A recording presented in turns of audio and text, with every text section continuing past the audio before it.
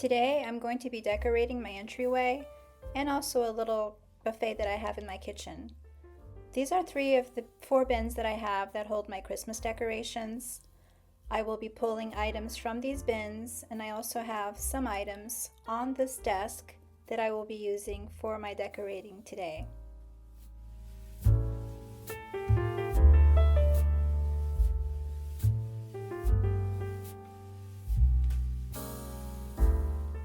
This is my entryway. It's not a very large space, so I will be focusing my decorating on the entryway table and on the staircase, which goes up to the 2nd level. For the staircase, I will be adding some garland to the handrail, and I purchased these garland ties from Michael's this year. I didn't even know these were a thing. I usually use either some sort of string or florist wire to hang my garland, but these make it really easy. And this was a package of 12, and they were originally $7.99, but everything was 50% off, so I got them for $3.99. And I also got some more velvet ribbon because I usually go through this pretty quickly. I use it for pretty much everything. This is the bin that holds my garland. I have 6 strands of garland altogether. It's a really pretty garland. It's not terribly full, but it does have little pine cones and some flocking with like iridescent, glittery flocking that makes it look really pretty at night.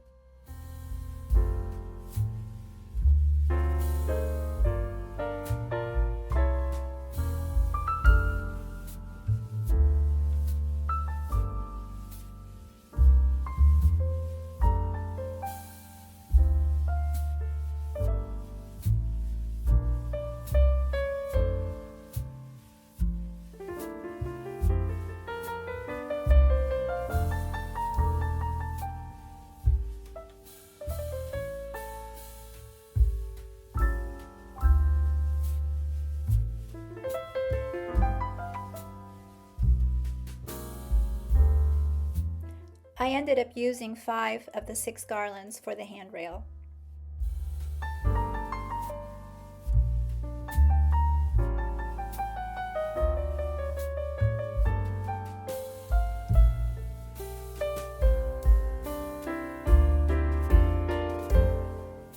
After the garland was up, I went ahead and I added the burgundy velvet ribbon to each of the swags. This is 1-inch ribbon, and I really love this deep burgundy color. I think it really pops against the green of the garland. I also like how simple yet elegant these floppy velvet bows look. The entryway table is looking pretty bare right now. I removed the last of my fall decor, and I'm just going to be cleaning the surface. I'm going to be removing this crochet runner. I'm going to be using this runner on the dining room table because it's longer, and using a different crochet runner on the entryway table. The first thing I do is hang this garland from the entryway mirror. I don't usually go with something this glam, this glitzy, but I've had this wreath for a long time, and I really like how it adds some sparkle to the entryway. I'm trying to decide whether I'm going to use my Santa collection or my Nutcracker collection on the entryway table. I've had many of my Christmas decorations for over 20 years, and I just keep using the same thing year after year. What I do to make things look fresh and different is I just change the places where I display them. So for example, last year the Nutcrackers were decorating my fireplace mantle, and this year I'm going to be using them on my entryway table.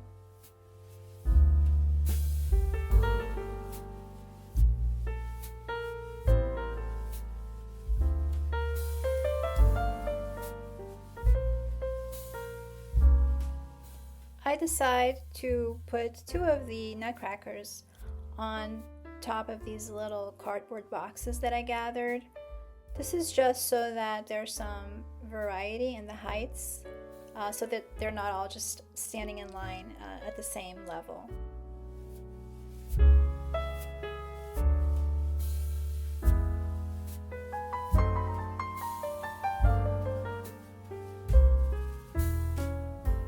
I only have 5 nutcrackers, but I like how by putting them in front of a mirror, the mirror reflects them and it actually makes it look like there are more nutcrackers than I really have. And then to fill some of those gaps, I have some little Christmas trees that I pop in, 2 of them in the back and 2 smaller ones towards the front of the display.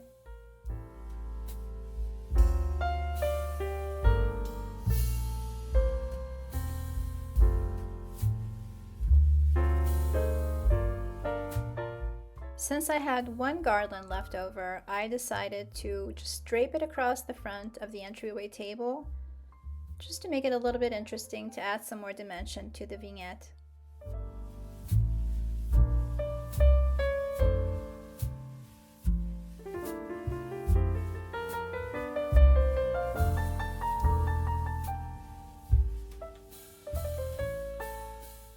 I thought about tying some red velvet bows to each of the lamps, but then I remembered that I have these burgundy tassels that I wasn't using, so I hung 1 from each of the lamp switches.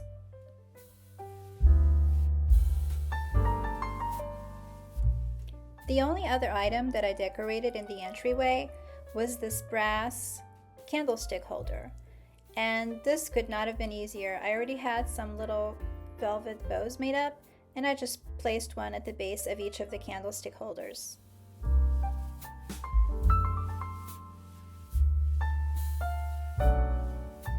This is how the entryway turned out. This is the view from the living room.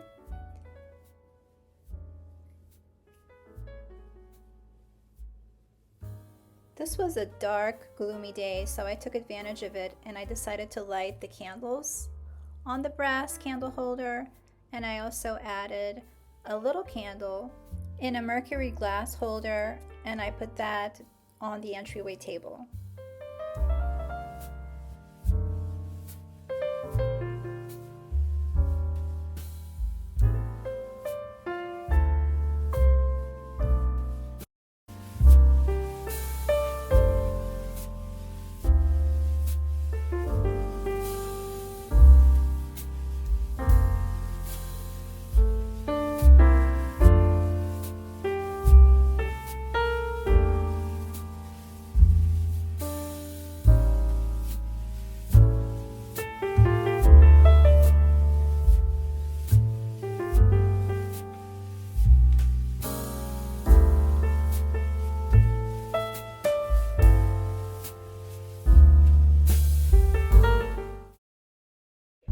For my little kitchen buffet, I start by adding this scarf. I thrifted this scarf from Goodwill several years ago for $1, and I just love the colors. I think those are just all the perfect Christmas colors. So this makes a good base for the rest of the decor that I'm going to put on top. The first item I add is this little faux Christmas tree. I just pop it inside this woven basket that I got from IKEA also many years ago. It's just the perfect size. And I add a strand of battery-operated fairy lights.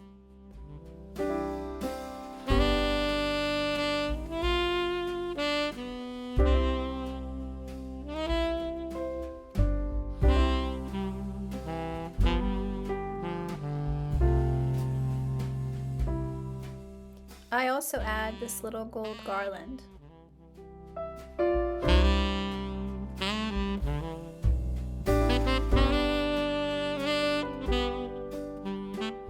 This tin holds the ornaments for this little tree. There used to be a lot more. These are all little mini ornaments, and a couple years ago we had a little incident with one of the cats where he jumped on top of the buffet and he knocked the tree over, and about 50% of the ornaments were broken, and I have not replaced them. So the tree does not have a lot of ornaments on it, but I really just like to have it in the kitchen just for a little festive touch. Our kitchen is a very busy place, especially during the holidays.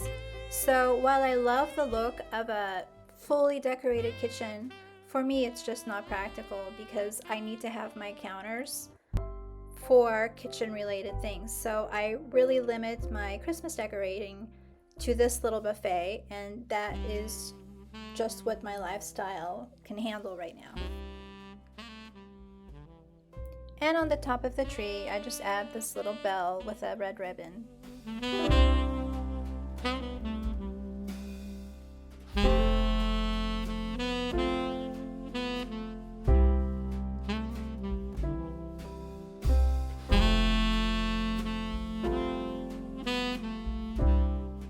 I have this blue and white ceramic bowl that I like to use throughout the seasons, really, for a variety of items. But during the holidays, I love to fill these type of bowls with natural elements. For example, pine cones, branches, antlers. So for this particular display, I decided to use these silvery pine cones. Because the strand of fairy lights is not very bright, I thought it would be nice to add some candlelight to the display. And I'm using these two little saucers, blue and white transferware. I believe that's Johnson Brothers coaching scene, and I'm using them just to place two flameless candles. I thrifted these candles for $2 each, and whoever donated them didn't even bother to remove the batteries or anything, so that was a good deal. And the final item is this woodland Santa that I have.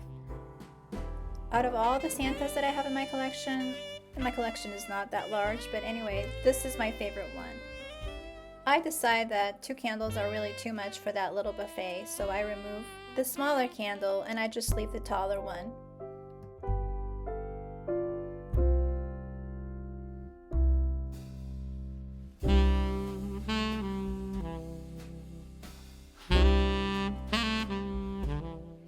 And the final touch is adding a little bit of velvet ribbon and a little sprig of holly to one of the copper molds. That's really all I do to it. I love the look of copper, especially in a kitchen, especially at Christmas time. I just think it reflects candlelight and the color so beautifully. So I decided to keep it simple with the copper molds. One of the reasons this is my favorite Santa is he has such a kind face, such pretty blue eyes, and I really like the muted colors of his outfit, the greens and the browns and the fur trimming. He has a very Scandinavian, Nordic, rustic look to him, which is very different from the traditional red Santas that I have in my collection.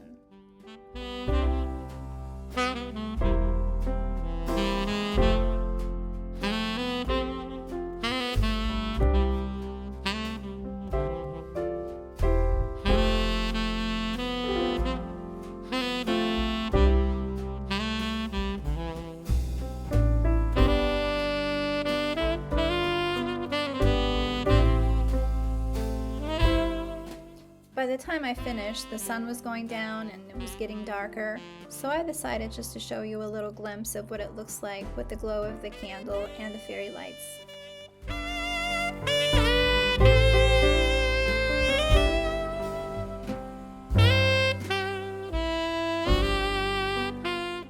In my next video, I'll be adding some European-style Christmas decor to my living room and dining room. I hope to see you then.